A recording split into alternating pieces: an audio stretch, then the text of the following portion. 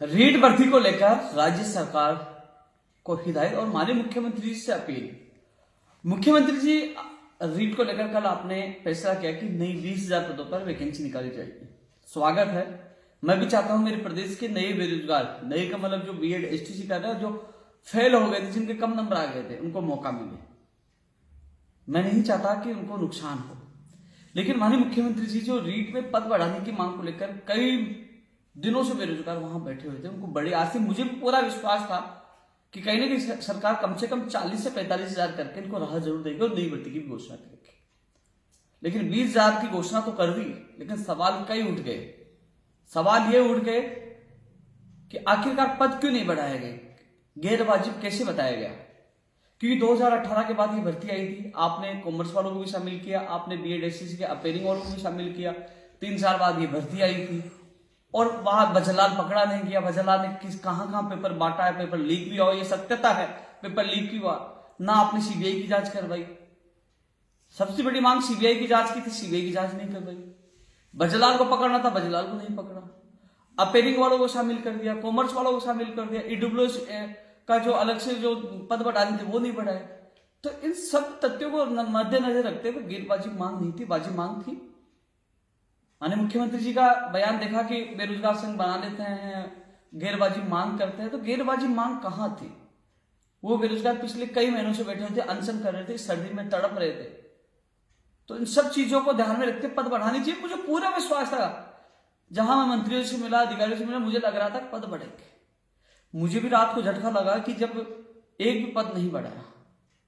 अब 20,000 की क्या 25,000 की घोषणा करिए, स्वागत है, क्योंकि वो भी प्रदेश की जो बेरोजगारों की वैकेंसी निकाले वो भी हमारे भाई बहन है। लेकिन अभी भी राज्य सरकार चाहे तो पदों की संख्या बढ़ा सकती है और बढ़ाना चाहिए। ये मेरी अपील है और मेरा निवेदन है, क्योंकि युवाओं का आक्रोश सरकार के प्रति इतना बढ़ चुका है, इसका खामियाजा कांग्रेस को 2023 में भुगतना पड़े। सोशल मीडिया पे आप देख सकते हो, मैं नहीं कह रहा, आप देख सकते हो युवाओं का आक्रोश। लेकिन जिस प्रकार खिचड़ी हो चुकी है, अभ्यर्थी फर्स्ट ग्रेड सेकंड ग्रेड की तैयारी कर रहे हैं। आपने 14 और 15 मई को रीट की तैयारी की, एग्जाम की घोषणा कर दी। अभ्यर्थी जाए तो कहां जाए? जो कोचिंग फीस दे दी, कोचिंग कर रहे हैं, तो क्या वो रीट की तैयारी करने लग जाएगी? ये क्या कैलेंडर है, क्या चीज है? ये बिल्कुल सरकार का मैं गलत निर्णय मानता हूं।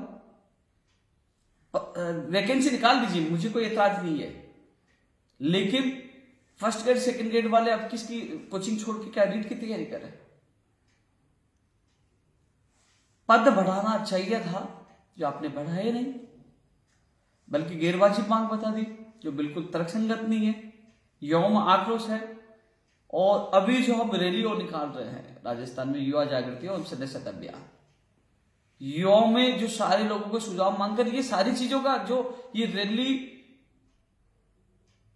संगठन को मजबूत बनाने के साथ साथ ये 2023 के लिए भी बहुत महत्वपूर्ण होगी। ये अभियान, ये रैली, ये सब युवाओं की मांग को मानना चाहिए था। आपने नई वैकेंसी निकाली, स्वागत है, और बढ़ा दीजिए नई वैकेंसी, हमें कोई इतराज नहीं। 20 से 25,000 कर दीजिए, लेकिन कम से कम 40 से 45,000 इनके भी पद करने चाहिए थे, क्योंकि सारे लोग बिठा दिए थे, पेनिंग वालों को बिठा दिया था, अन्य कॉमर्स वाले ईडब्ल्यूएस के पद नहीं बढ़ाए, और ये लगातार संघर्ष कर रहे थे। सबसे ये एक ऐसा आंदोलन था जिसमें कोई राजनीतिक पार्टी का लोग नहीं गया, किसी का समर्थन नहीं किया। ये बेरोजगार अपनी संघर्ष समिति बनाकर आंदोलन कर रहे थे। हालांकि मैंने पूरा समर्थन दिया, मेरा फर्ज बनता, मैंने समर्थन दिया, लेकिन राजस्थान बेरोजगार एकीकृत महासंघ के बैनर तले भी नहीं था, एक संघर्ष समिति के बैनर तले था। और इनकी मांग गैरवाजिब नहीं थी, इनके पद बढ़ाने चाहिए। तो अभी भी सरकार चाहे तो पदों की संख्या, क्योंकि रीट 14 और 15 मई को मुझे नहीं लगता हो पाएगी, जिस प्रकार कितने सालों बाद ये एग्जाम हो पाई थी इसकी। क्योंकि अभी तक तो इसकी विज्ञप्ति अब जनवरी के फर्स्ट वीक के लिए लगातार कह रहे थे, क्योंकि मैं जनवरी के फर्स्ट वीक के लिए विज्ञप्ति के लिए इसलिए कह रहा था कि बीकानेर उप निदेशक महोदय मुझे शिक्षा संकुल मिले थे, तो वो बता रहे थे कि तैयारी है, उसके आधार पर मैंने आप लोगों को बताया था साथियों। तो आप ये भर्ती कराओगे, फिर अगली कैसे करवा दोगे? दूसरी बात, अगली भर्ती आप करवा रहे हो, उसकी कमियां भी आपको दूर करनी होगी। बाहरी राज्यों को कोटा समाप्त करिए। आप लोगों ने वादा किया था बाहर राज्यों को कोटा समाप्त, अभी तक नहीं हुआ। पेपर लीक को लेकर कानून लाइए और सख्त, जिसमें 7 साल की सजा के साथ उनकी संपत्ति जब्त करने वाला कानून भी लेके आया, अभी तक कानून नहीं आया। रही बात पात्रता परीक्षा के बाद एक और एग्जाम करवाया जाए, फिर रीट जैसे पेपर लीक होगा, फिर बेरोजगारों को एसटी सीखने राजस्थान का सामान्य ज्ञान आता है, वीडियोग्राफी, बायोमेट्रिक, ये सारा सिस्टम लागू करिए। पहले पेपर लीक जैसी इस जो प्रथाएं चल रही है इनको रोकिए। लेकिन यह भी स्थिति स्पष्ट की है कि लोग फर्स्ट ग्रेड सेकंड ग्रेड की तैयारी करें या रीट की तैयारी करें, इसकी स्थिति भी स्पष्ट सरकार करे। आपने भर्ती निकाली, इसका कोई विरोध नहीं करा, न मैं भी विरोध नहीं करा, जो धरने बैठे वो भी विरोध नहीं करे, लेकिन वो मांग कर रहे हैं कि हमारी पदों की संख्या बढ़ाई जाए। इसलिए माननीय मुख्यमंत्री जी, मैं स्पष्ट शब्दों में कह दूं, जो निर्णय हुआ है इससे बेरोजगार युवाओं में आक्रोश है। आक्रोश जो धरने बैठे हैं उनको आक्रोश इसलिए है कि हम बाजी मांगों के लिए बैठे थे, उनको गैरबाजी बता दी। तो कम से कम मुझे पूरा विश्वास था, मुझे भी झटका लगा, मुझे यह था कि 10 से 15 हजार के 40 से 45 हजार तक मुख्यमंत्री जी घोषणा करेंगे और नई भर्ती की घोषणा कर देंगे। लेकिन ऐसा नहीं हुआ। युवाओं में आक्रोश है जिसका खामियाजा कांग्रेस पार्टी को भुगतना पड़ सकता है। और इसके अलावा जो नई भर्ती निकाली, नए बेरोजगारों में आक्रोश है। न तो बाहर राज्यों को कोटा समाप्त किया, न आपने फर्स्ट के सेकंड ग्रेड में लोग तैयारी करे, न स्थिति स्पष्ट की, न राजस्थान का सामान्य ज्ञान आ पा रहा, न कानून आ पाया। तो कम से कम नई भर्ती निकालने से पहले इन चीजों की भी स्थिति स्पष्ट करनी चाहिए। और अभी भी राज्य सरकार चाहे तो राज्य सरकार पूरे मामले को सुधार सकती है, युवाओं को रोजगार, युवाओं के न्याय प्रदान कर सकती है। मतलब बढ़ा दीजिए, इसमें भी रीट में पद बढ़ा दीजिए, 45 कर दीजिए, 50 नहीं कर पा रहे हो तो। और नई भर्ती के लिए आपने कहा स्वागत ही हो गया, लेकिन नई भर्ती के लिए मेरी बाजाजी को कोटा भी समाप्त करिए, सर कानून भी लेके आइए, वीडियोग्राफी, बायोमेट्रिक, ये जैसी सारी चीजें जो हम युवा जागृति अभियान के थे, जो 16 बिंदु रखे तो उन बिंदुओं को लागू करिए। और कैलेंडर जारी करिए कि फर्स्ट ग्रेड कब होगी, सेकंड ग्रेड कब होगी, स्थिति स्पष्ट करिए। और रीट जो हम मांग कर रहे हैं, आपने भी कहा था कि रीट पहले पात्रता करवा दो, उसके बाद एक और शिक्षक भर्ती करवा दो। लेकिन इससे पहले राज्य सरकार से मैं यही निवेदन करूंगा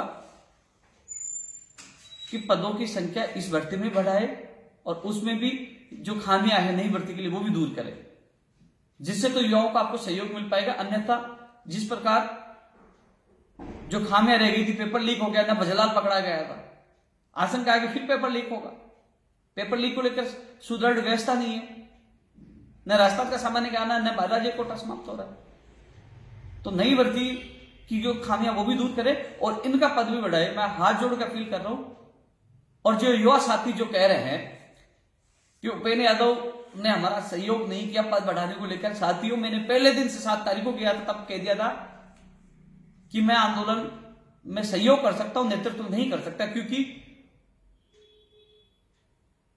जहां उन कई भर्तियों को लेकर समझौता हुआ था, जैसे पंचायत राज एलडीसी भर्ती 9 साल बाद उसका कैलेंडर जारी होगा आने वाले जनवरी के वीक में, वर्किंग डे में। टेक्निकल हेल्पर भर्ती, कंप्यूटर भर्ती, प्रयोगशाला सहायक जो रद्द कर दी थी उसकी सूची जारी होगी चयनित अभ्यर्थियों की, उनके घरों में खुशी आई है। समझौता करने के बाद मैं एक आपकी भर्ती के लिए जो और घरों में उनको नुकसान नहीं पहुंचा सकता था, वो लोग रोने लग गए थे कि भैया धरने बैठ के सरकार हमारी भर्तियां रोक देगी, तो उन लोगों को नुकसान नहीं पहुंचा सकता था। मैं भी जवान का पक्का हूं, वहां समझौता हुआ था। तो इन भर्तियों के जो और लोग गए थे, जो पहले फरवरी में आंदोलन किया था, उनके साथ नुकसान नहीं पहुंचा सकता था पहले दिन। स्पष्ट ऐसा नहीं है कि मैं कल बग गया, परसों बग गया। 7 तारीख को जब आंदोलन शुरुआत, तभी मैंने वहां धरना स्थल पर जाकर बता दिया था। और इसके अलावा शिक्षा मंत्री जी से, सीएमओ में, तमाम मुख्यमंत्री, तमाम जहां भी गए मैं साथ गया और आपकी बात आपके अभ्यर्थियों के सामने रखी। जो लोग अफवाह फैला रहे हैं ना कि उपेंद्र यादव ने तो नई भर्ती की पक्ष सरकार हमारा साथ नहीं दिया, वो अफवाह फैला रहे हैं। अब धरना स्थल पर बैठे उन अभ्यर्थियों को पूछिए, जितना नाखुश आप हो, जितना नाखुश मैं भी हूं। पद नहीं बढ़े, जितना सदमा आपको पूछा मुझे पहुंचा है। हाँ, यह जरूर है कि मैं वहां नेतृत्व करता तो तस्वीर अलग होती, लेकिन मेरी मजबूरी थी, मैं नेतृत्व नहीं कर पाया, केवल सहयोग कर पाया। जितना सहयोग मुझसे हुआ कर पाया, आगे भी होगा मैं करूंगा, लेकिन नेतृत्व और बेरोजगारों के घरों को खुशियों में, जो आने वाली खुशियों को बचाने के लिए मैं नेतृत्व नहीं किया, क्योंकि मीडिया में सब जगह बोल चुका था कि हमारा समझौता हो चुका है, कुछ मांगे हो चुके हैं, कुछ होने वाली है।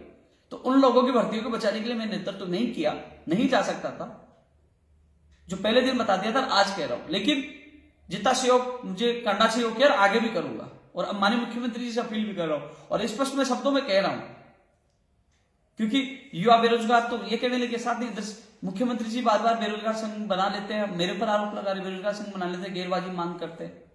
इधर सरकार भी, इधर बेरोजगार भी नाखुश हो जाते हैं। या नेगेटिव न्यूज मिलती है तो उपेंद्र यादव ने नहीं किया, खुशी मिल जाती है सब गायब हो जाती है कि उपेंद्र यादव ने क्या क्या कर दिया, वो सब चीजों को भूल जाते हैं।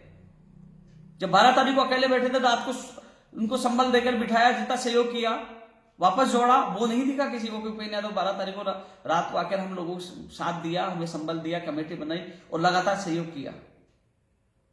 जब मुझे याद किया, जब सहयोग किया, वो चीज भूल गए। नेगेटिव होते उपेंद्र यादव ने साथ नहीं दिया, धोखा दे दिया। उपेंद्र यादव पता नहीं सरकार से मिल गया, सरकार का आदमी है और सरकार उपेंद्र यादव बेरोजगार संघ जो गैरबाजी मांग कर, इधर सरकार भी अटैक, इधर बेरोजगार भी अटैक। यार कम से कम सच जानना सीखिए। मैं सच के साथ पहले भी था, आज भी हूं। मुझे लगा सरकार जहां गलत है, मैंने अब ये सारा वीडियो सरकार की जो गलत जो निर्णय लिया इसके लिए बोल ही रहा हूं ना। जहां गलत होगी वहां सरकार का विरोध करूंगा। जहां सरकार सही होगी, जो काम करेगी, पद बढ़ा देती है, मैं धन्यवाद भी दूंगा जहां सरकार सही करेगी। लेकिन जहां गलत निर्णय होगा इसका विरोध पहले भी कर रहा था, आज भी कर रहा हूं और हमेशा करता रहूंगा। पहले सोच रहा था कि युवा जागृति सदस्य का अभियान पूरे राजस्थान में चला रहा हूं तो शायद शांतिपूर्वक चलाऊं, लेकिन अब मुझे लगता है कि कहीं ना कहीं सरकार ये निर्णय चयन नहीं करती, युवाओं को राहत नहीं देती, चाहे लंबी आपकी पद बढ़ाने को लेकर, चाहे नई भर्तियों को लेकर। चाहे मुझे विरोध में बोलना पड़े पूरे राजस्थान में रैली या यात्रा में, तो विरोध में भी बोलूंगा, क्योंकि मेरा युवा मेरे लिए पहले है, ना कोई राजनीतिक पार्टी। मेरी पार्टी राजनीतिक पार्टी नहीं है, मेरी पार्टी मेरी युवा है, जिसके लिए पहले भी जीता था, आज भी जीता हूं। जो युवा समझदार है वो समझ जाएगा, और जो सोशल मीडिया में लोगों की बातों में आता है, आप सोचिए, सब लोगों ने लेटर लिखा, सब नेताओं ने कहा, आप 2 महीने से ज्यादा लोग, 2-3 महीने से आप लोग धरना दे रहे, कोई आया? मैं तो फिर भी दर्जनों बार आपके बीच में गया, आपके साथ मंत्रियों से मिला, मैंने तो जितनी मदद हुई मैंने की और नेताओं ने की। गाली देना है, कुछ बोलना तो उनको कहिए, जो लेटर लिख के इतनी सीधी कर लिया, आपका सहयोग नहीं किए, उनको बोलिए। मेरे को तो जहां आपने कहा वहां गया हूं, आपकी आवाज उठाई और आगे भी उठाऊंगा। लेकिन जैसे नेगेटिव आया, आपने यार उपेंद्र यादव नहीं करते, अरे भाई मेरी से जितनी मदद हुई मैंने मदद की है और आगे भी करूंगा। लेकिन हाँ, एक चीज जरूर है कि उपेंद्र यादव ने नई भर्ती के लिए क्यों नहीं बोला? भैया नई भर्ती का ना आज विरोध किया, ना कल विरोध करूंगा। मैं आपकी मांग रख सकता हूं, आपके लिए लड़ सकता हूं, आपकी आवाज उठा सकता हूं, लेकिन नई भर्ती के लिए जो इंतजार कर रहे हैं, काफी लोग एसटीसी वेट भी करते हैं, कई लोग और भी है, तो क्या मैं उनका विरोध नहीं कर सकता? पहले दिन भी कहा था, आज भी कह रहा हूं। राजस्थान बेरोजगार एकीकृत महासंघ में सब लोग आते हैं, लेकिन आज भी आपकी मांग को समर्थन कर रहा हूं कि वास्तव में पद बढ़ाने चाहिए। और जब मुझे मौका मिलेगा, अब मैं फिर आज भी जाकर सरकार के प्रतिनिधियों से मिलने की कोशिश कर रहा हूं कि निर्णय गलत है, इस पर पुनर्विचार किया जाए, बेरोजगार को न्याय प्रदान किया जाए। अब भी कोशिश करूंगा। धन्यवाद।